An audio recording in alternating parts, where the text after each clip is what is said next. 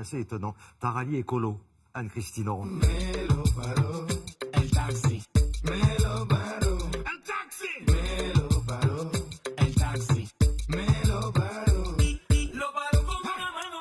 Ça va, Anne-Christine? Très bien. Bon, alors d'habitude, on présente les autos. Cette fois-ci, vous êtes à l'intérieur et vous participez à la 2e édition. Quoique le rallye a changé de nom, ça fait quand même quelques années qu'il existe. Mais là, on parle d'un rallye entièrement écolo. Qu'est-ce que ça signifie exactement? Entièrement écolo. Alors son nom, c'est le e-Rally Monte Carlo. Il s'agit de la 2e édition. C'est un rallye qui existe depuis plusieurs années et qui a changé de nom. Donc il s'agit en fait du 18e Rallye Monte Carlo Zen pour Zero Emission, No Noise. Donc Très bien. pas d'émissions, pas de bruit, voiture tranquille. 100% électrique, voiture 100% hydrogène. Donc les voitures engagées sont des voitures de série, contrairement à un rallye où la voiture est préparée. Là, il s'agit de voitures de série, donc électriques ou hydrogène. C'est une épreuve, il faut le dire, ce rallye est inscrit au calendrier FIA, la FIA étant la Fédération internationale de l'automobile. Et c'est un rallye, ce n'est pas un rallye de vitesse, c'est un rallye de régularité. C'est-à-dire qu'on a une moyenne à respecter. Et en fait, dans ce type d'épreuve, autant en rallye, le copilote est très important, le pilote aussi. Mais je serais tentée de dire, dans un rallye de régularité, c'est le copilote qui fait tout. Donc moi, j'avais la chance d'avoir un excellent copilote qui habituellement est le copilote de Daniel Elena. Pour ceux qui ne connaissent pas Daniel Elena, c'est le copilote de Sébastien Loeb, 9 fois champion du monde des rallyes. Pas mal, oui. Donc ça vous place un petit peu le type de copilote que j'avais. Olivier Campana est vraiment excellent. C'est lui qui vous dit, là il faut ralentir. Là, Exactement, c'est lui qui gère tout. Il me donne le tempo, il va me dire si je suis en avance, si je suis en retard, à quel moment je dois prendre un petit peu d'avance quand on a une épingle à passer.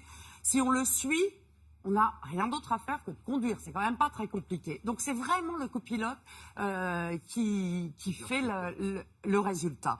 Et nous avons eu également le privilège de rencontrer le prince souverain de Monaco quelques minutes avant le départ de la dernière étape de l'e-rallye. Nous avions également le col du Turini. Le col du Turini, pour les spécialistes de rallye, c'est assez mythique.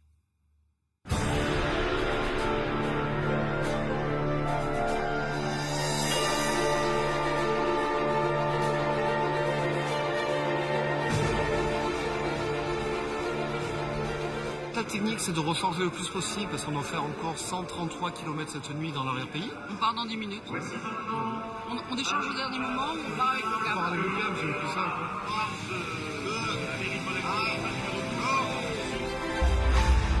Je crois qu'il y a un réel engouement. Enfin, j'ai senti de la plupart des équipes engagées, des entités ou des organisations ou des entreprises qui engagent des équipes, une vraie volonté de démontrer que ces véhicules électriques sont performants, sont fiables et peuvent faire de telles compétitions que ce genre de rallye. Et donc, c'est encourageant et c'est une belle preuve aussi éclatant que ces véhicules électriques sont une réalité maintenant.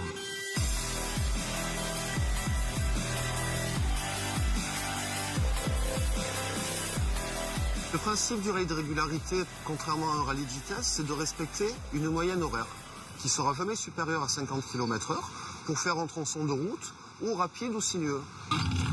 On a 600 mètres de retard, tu roules vite tant que tu peux. Quand ça fait bip-bip, c'est que tu es dans 10 mètres de précision.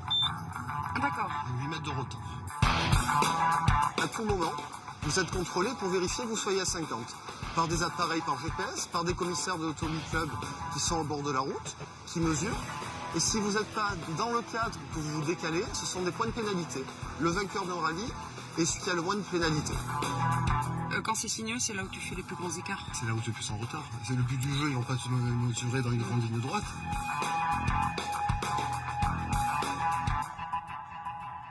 Ce matin on était en tête, là on n'est plus en tête. Donc, c'est très serré, mais c'est ce super soir, intéressant. On est arrivé à la borne de recharge de Draguignan, il restait 30 km. Et finalement, tout s'est bien passé, on a pu recharger. Et voilà, et on continue. Maintenant, on a une autonomie de 132 km. on se fait des tables, des petites tables de calcul. On n'a pas d'ordinateur. Vivement d'accord. Ciao. Ouais. Ciao.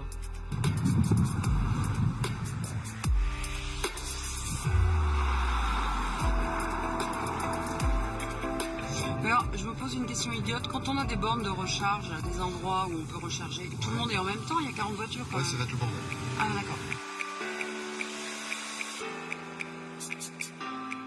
C'est un beau plateau. Bon, bien sûr, si on compare à d'autres rallyes, c'est somme toute assez modeste, mais je crois que c'est en pleine expansion et que fort du succès de cette année, je suis sûr que d'autres voudront participer l'année prochaine.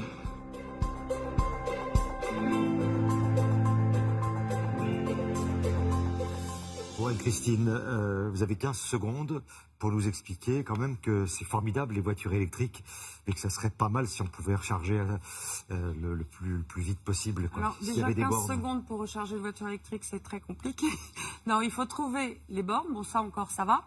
Il faut avoir le bon câble parce que chaque borne, chaque voiture a son câble différent, sinon ça serait trop simple.